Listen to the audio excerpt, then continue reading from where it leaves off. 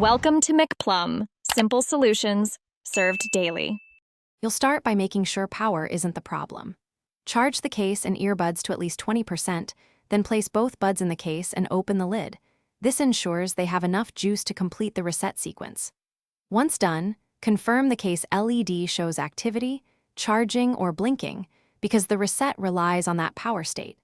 Make sure your phone's Bluetooth is off or forget the device, so the buds won't reconnect mid-process and interrupt the reset. You'll now trigger the factory reset using the case button. With the lid open, press and hold the button for about 10 to 15 seconds. You should see the LED change its blink pattern or color. This indicates the internal firmware is clearing paired data.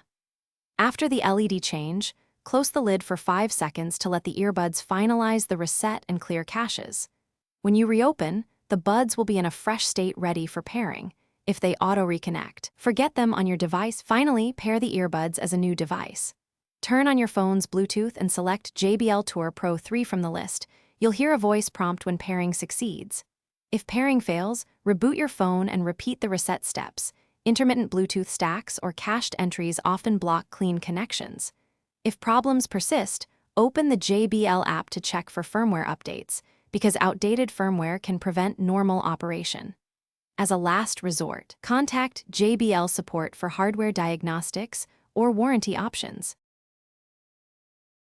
Thanks for watching. Stay juicy and subscribe.